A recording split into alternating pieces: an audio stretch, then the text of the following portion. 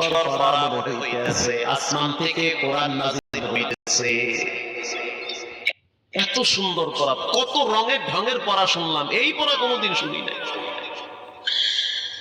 আমি তাকায় দেখলাম স্থানীয় টিউনো সাহেবের চোখের পানি বায়া বায়া পড়তেছি, ইশারা দিতে আছে আরো তেলাওয়াত করতে বলেন। এই পড়া তো শুনলে আমার দিলের ময়লাগুলা কাটে।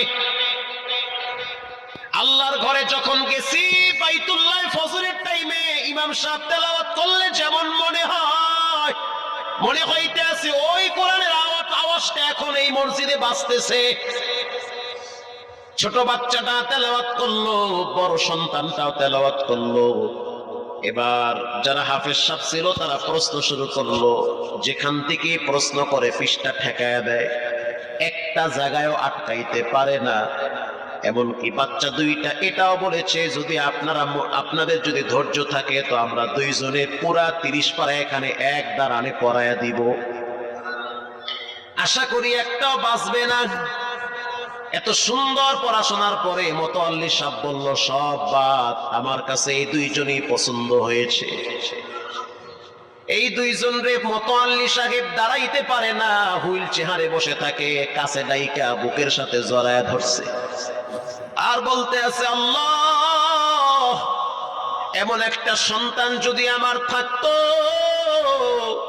জীবনটা ধন্য হয়ে যেত। আমার মৃত্যুর পরে একটু হইল তেরা কোরআন তেলাওয়াত করতে পারত। নিয়োগ হয়ে গেল, তারাবি শুরু হয়ে গেছে। মোহাম্মদপুর থানায় গিয়ে খবর নিয়ে দেখে অনেক পুলিশরা এই বাচ্চার পিছনে দাঁড়ায় দাঁড়ায় নামাজ পড়ে চোখের পানি ছেড়ে কেঁদেছে। শুধু তাই নয়, অনেক হিন্দু মহিলারা পর্যন্ত রাস্তায় হাঁটার সময় তেলাওয়াতের আওয়াজে দাঁড়ায় দাঁড়ায় কোরআন শ্রবণ করেছে। শুধু 17ই রমজান বদর দিবস, হাজার হাজার মুসল্লি দাঁড়িয়ে আছি। ইমাম সাহেব জানে না যে এরা দুইজনে আপন মায়ের পেটের ভাই হয়, এটা ইমামের জানা নাই। দুইজনে তারাবি চলতে আছে, চমৎকার পড়া, পিছনে শত শত মাওলানা মুফতি দাঁড়ায় থাকে। মনে হইতেছে তেলাওয়াতের আওয়াজে আরেক জগতে হারিয়ে যায়, এত সুন্দর পড়া। তারাবি শেষ হয়ে গেল, মুসাফা শুরু হয়ে গেল। বাচ্চা দুইটারে কেউ বুকের সাথে জড়ায়, কেউ কপালে চুমা দেয়, বলে আল্লাহর কোরআনকে চুমা দেই। হাজার হাজার মানুষ যখন আস্তে আস্তে নামাজ শেষ করে চলে গেল, একেবারে মসজিদের পিছনে বারান্দার পরে আরো একটা বারান্দা থাকে, ওই বারান্দায় এক লোক বসে বসে গামছা দিয়া চোখের পানি মুছতেছে।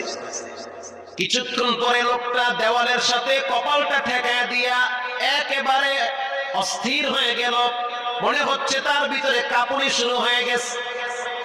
কিছু মুসল্লি গিয়ে প্রশ্ন করলো, কি হয়েছে? বলে, আমি এমনি কাঁদতেছি। এটা কষ্টের কান্না না, এটা খুশির কান্না। এটা কষ্টের কান্না না, এটা খুশির কান্না, আনন্দর কান্না।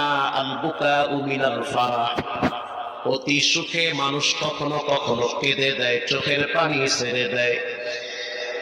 ইমাম সাহেব বলল, পিছনে কে? লোকটা তাকে সামনে নিয়ে আসে। এবার লোকটাকে যখন কিছু দূর সামনে আনা হইল, ওই বাচ্চা দুইটা মসজিদের ভিতর থেকে দৌড় মাইরা গিয়ে বলতে আছে, এই লোকটা আমার আব্বা, ইনি আমার আব্বা হয়। ধমক দিবেন না, রাগ করবেন না, আমার আব্বা ঢাকা শহরে রিক্সা চালায়।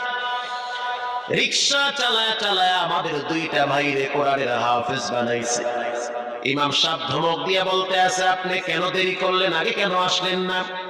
রিক্সাওয়ালা বলতে আছে, আমি যদি আগে আসতাম আর যদি পরিচয় দিতাম আমি রিক্সাওয়ালা, হয়তো আমার বাচ্চা দুইটারে মানুষ খোটা দিবে যে রিক্সাওয়ালার পোলা। এজন্য আমি আসি নাই। দূর থেকে নামাজে কোরআন তেলাওয়াত শুইলা আবার আস্তে করে দূরে চলে যাই।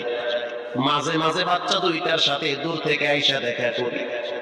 এটাই হলো কোরআনের বরকত। পরে শুনতে পারলাম এই বাচ্চা দুইটার মাও নাকি গাড়ি অ্যাক্সিডেন্টে মারা গেছে, লাশ পড়ে আছে সেই কুড়িগ্রামে। একটা ছেলের নাম জুবায়ের আর একটার নাম হলো তালহা।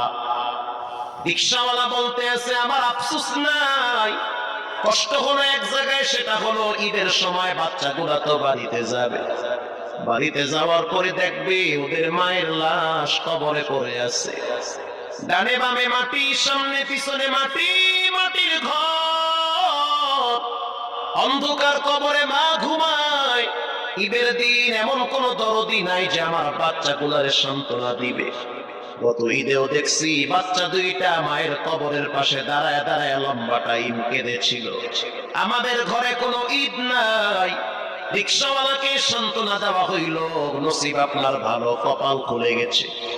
দুইটা সন্তান হীরার টুকরা এমন ভাবে তৈরি করেছেন মনে হইতেছে জিন্দা কোরআন হাঁটতেছে। এজন্য সন্তানগুলাকে দিনদার বানান, ঠকবেন না।